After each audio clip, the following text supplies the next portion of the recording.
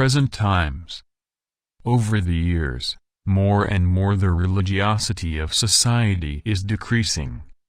It is clear to note that human society has developed the search for God.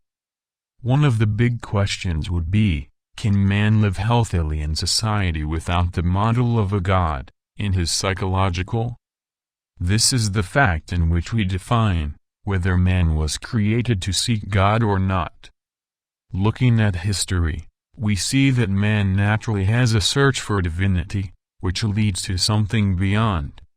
But today's societies develop games, films, and ideas that trivialize the whole concept of the existence of a deity.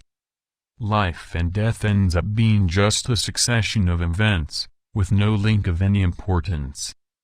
Both life and death are considered mere successions, and thus, the value of life for each individual is losing its meaning. Questions like, where did I come from? Where I go? Why do I exist? They no longer have meaning, and thus psychological problems are formed. In fact, an important factor for survival is the non-acceptance of death. Accepting death is the first foundation for seeking death. So the concept of eternal life, in a universe of infinite purpose, is a human need.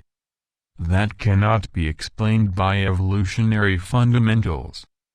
There is no logic that man seeks God in an evolutionary system. In other words, if the evolution was correct, man would not have the idea of seeking a divinity. The act of ignoring this fact, and generating a society free of religious concepts, trivializing them directly as unfounded stories. It can generate a society contrary to its own biological system, with regard to the need for a deity. And again the question comes, are we biologically programmed to seek a deity? And again if we look at history, the answer is, yes. What we can see in society is that we are generating a silent bomb.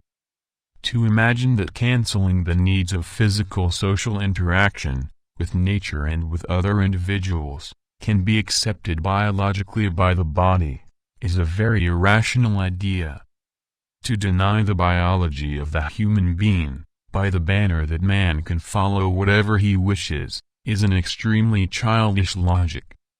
What we can see is an exponential increase in psychological problems, due to the non-acceptance of what biological factors are connected, in the control of psychological facts.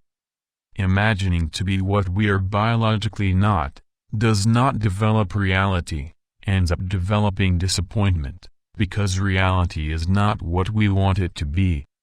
It is what it is, and we must conform to the laws of the universe, not the other way around.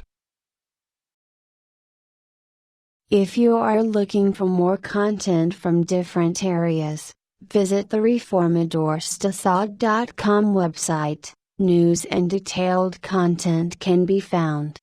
With system of research and organization of text and video.